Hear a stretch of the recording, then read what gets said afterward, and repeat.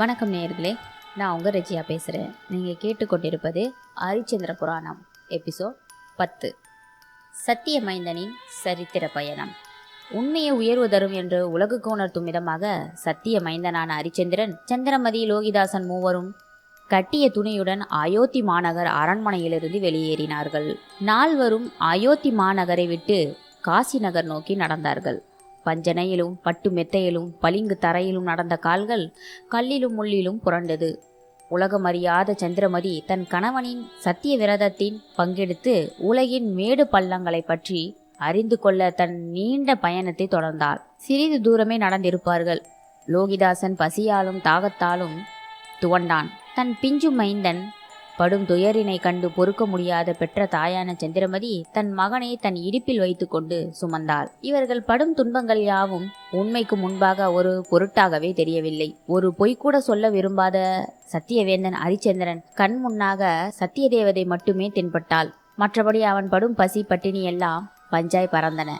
நடந்தார்கள். காடு மேடெல்லாம் நடந்தார்கள். செல்லும் வழியில் கிடந்த காய்கனிகளை உண்டும் சத்திரம் சாவடிகளில் கிடைத்த உணவுகளை உண்டும் ஹரிச்சந்திரனும் அவனது குடும்பத்தாரும் தன் உண்மைக்காக நடந்தார்கள். சில நாட்களில் உணவேதுமின்றியும் காலங்களித்தார்கள். நாட்கள் செல்ல செல்ல அவர்களின் நடையில் வேகம் குறைந்தது. சந்திரமதி அழுக்கடைந்த ஆடையுடனும் ஹரிச்சந்திரனின் முகம் அவன் படும் துன்பத்தையும் துயரத்தையும் பறைசாற்றியது. சந்திரமதியின் ஒளி மிகுந்த கண்கள் பஞ்சடைந்து காணப்பட்டன. லோகிதாசன் எலும்பும் தோலுமாய் கந்தல் ஆடையுடன் காணப்பட்டான்.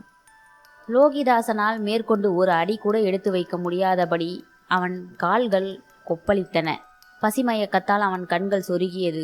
இதையெல்லாம் ஹரிச்சந்திரனுடன் வந்து விஸ்வாமித்திரரின் சீடன் ஹரிச்சந்திரனிடம், ஹரிச்சந்திரா, நீயும் உன் குடும்பத்தாரும் சோர்ந்து போய்விட்டீர்கள். உங்களுடன் சேர்ந்து நானும் கடும் துன்பம் அடைகிறேன். பேசாமல் எங்கள் குருநாதர் கூறியபடி உன்னால் பொன்னை திருப்பி கொடுக்க இயலவில்லை என்று எழுதி கொடுத்துவிடு. அதை நான் அப்படியே எங்கள் குருநாதரிடம் கொண்டு போய் கொடுத்து இந்த துன்பத்திலிருந்து விடுபட்டு விடுகிறேன். உனக்கு நல்லதாய் போகும் என்று கெஞ்சும் குரலில் கேட்டுக்கொண்டான். ஐயா, தாங்கள் என்னை பற்றி குறைத்து மதிப்பிடாதீர்கள்.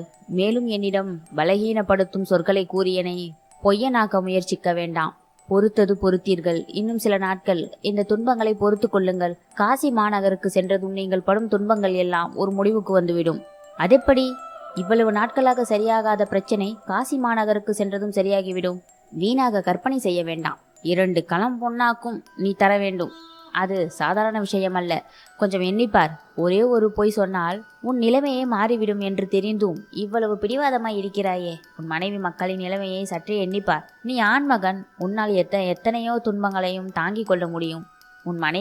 உன் மகனின் நிலையை பற்றி யோசித்துப்பார். அவர்கள் படும் பாட்டை பார்த்து எனக்கே கண்ணீர் வருகிறது என்று முதலை கண்ணீர் வடித்தான் நட்சத்திரேயன். கரைத்தால் கல்லும் கரையும், அடிமேல் அடி வைத்தால் அம்மியும் நகரும் என்ற பழமொழியில் ஹரிச்சந்திரன் விஷயத்தில் எடுபடாமல் போனது. ஆம், நட்சத்திரேயனின் போலி அனுதாபத்தை ஹரிச்சந்திரன் சற்றும் காதில் வாங்கி கொள்ளவில்லை. மாறாக நட்சத்திரேயனின் நிலை கண்டு தனக்குள் சிரித்து கொண்டான்.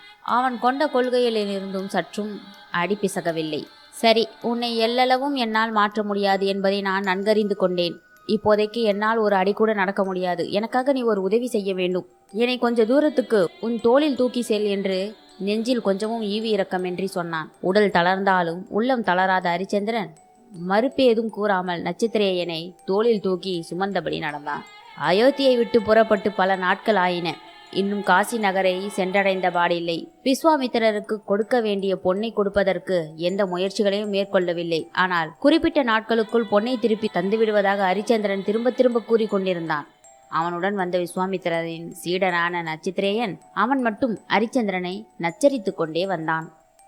பார்க்கலாம், தொடர்ந்து அடுத்து என்ன நடக்கிறது என்று பார்ப்போம். சுவாரஸ்யமான கதை பயணம் தொடர்கிறது.